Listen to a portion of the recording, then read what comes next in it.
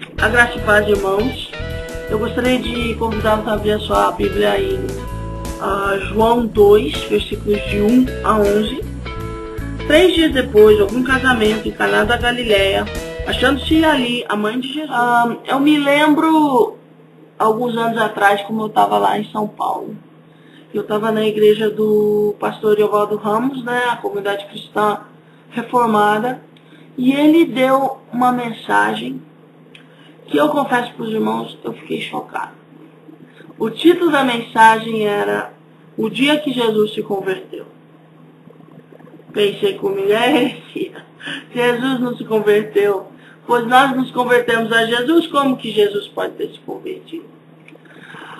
E ele muito sabiamente, como sempre, né, ele começou realmente a falar da palavra. A Sírio-Fenícia veio até Jesus e Jesus disse: você não sabe que eu não fui enviado senão às ovelhas de Israel? Não é lícito tirar dos filhos e dar para os cães. E essa mulher então persistentemente continuou dizendo: mas até os cães comem das migalhas dos filhos. E aquilo tocou o coração de Jesus. E é isso que o pastor Evaldo chamou de converter o seu coração. Ele se converteu àquela mulher. E nesse sentido de conversão, não conversão dos seus maus caminhos, mas de voltar o seu coração para aquela mulher, de converter, de mover o seu coração. Ele que tinha sido criado, não é, em toda a tradição judaica, e ele tinha um entendimento pleno que o seu papel ali era a primeira a casa de Israel. E ele diz então que nunca tinha visto fé como aquela em todo Israel. E ele realmente atendeu o pedido daquela mulher e o milagre se fez. E eu vejo aqui nesse texto a mesma coisa. Jesus, ele converteu o seu coração através do chamado da sua mãe. A mãe dele chega nele e ele diz: Jesus, acabou o vinho. E essa resposta, mulher, que tem contigo para nós pode parecer muito mal educada, né? Uma resposta meio dura, né? Mas dentro do contexto cultural, histórico deles aqui, não é. Era o seu casamento. Era o dia mais importante da sua vida. As mulheres, por exemplo, elas guardavam um perfume a vida inteira, só para aquele dia, para elas poderem usar no seu casamento. E os homens e suas famílias, eles ansiavam por aquele dia. E as famílias das mulheres também, que eles iam dar essa festa, iam poder dar do bom, do melhor, iam poder fazer uma representação da fartura, que representaria o que seria a vida deles de casal. E ali esse homem está, nesse dia, o único dia onde ele tem que demonstrar toda a fartura. E cadê o vinho? Acabou o vinho. Calculou errado, cadê esse pessoal? Mas como que pode? Acabou o vinho. Acabou o vinho, não pode acabar o vinho. O vinho é alegria.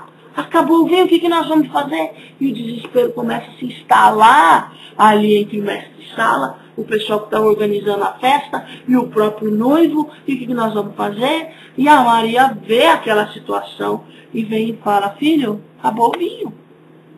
E ele diz: não é a minha hora ainda, não é esse o plano. Mas o coração de Jesus se converte ao coração daqueles que estão nesse desespero. Porque o coração de Jesus é assim mesmo.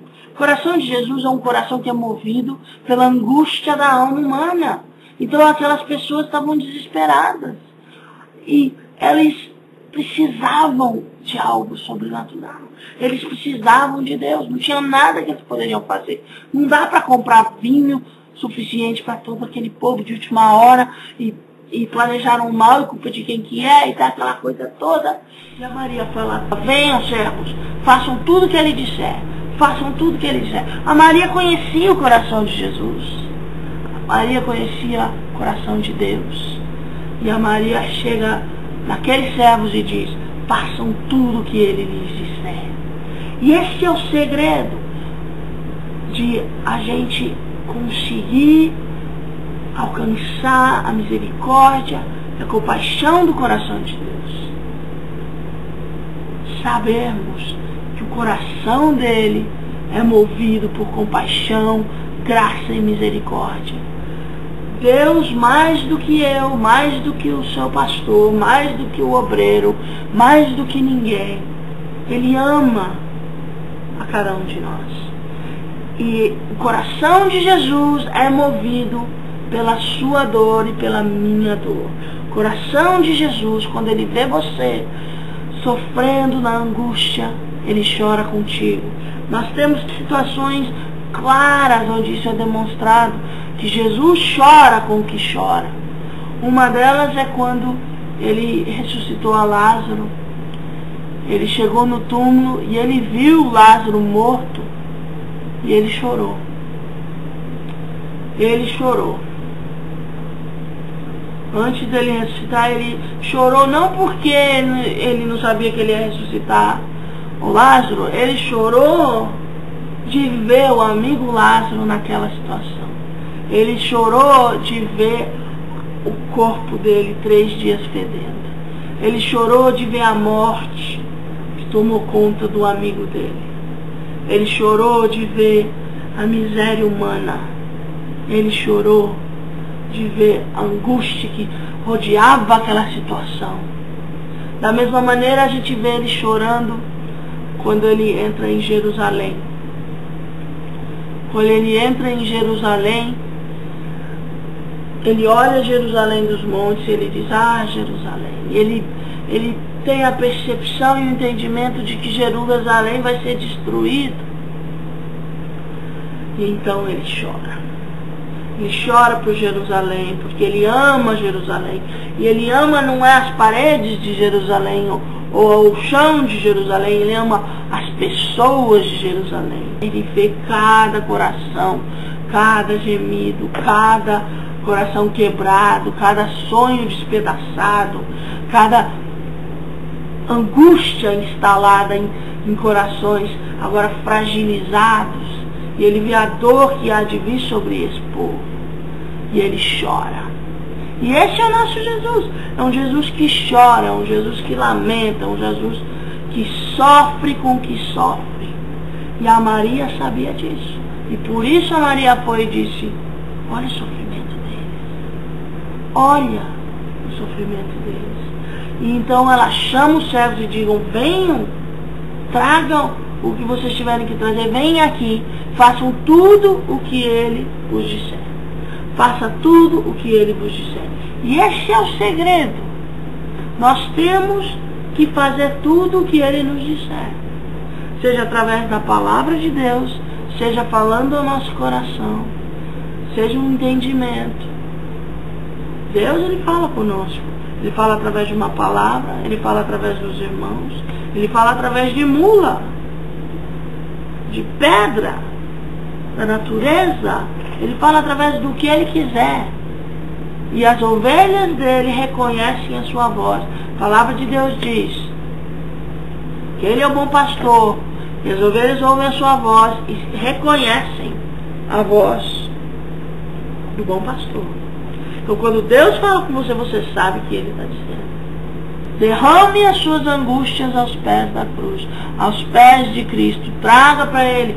Porque se tem alguém que vai se compadecer a ele, não tenha medo de expressar o seu coração diante do Senhor. Não tenha medo de dizer o que você está passando. Não tenha medo de contar os segredos que você não contou para ninguém. Não tenha medo de dizer o que fizeram com você e que te machuca. Não tenha medo de dizer que você quer uma coisa e que você está se sentindo egoísta por desejar aquela coisa. O pior que vai acontecer é ele vai ensinar você a não ser egoísta, mas ser altruísta.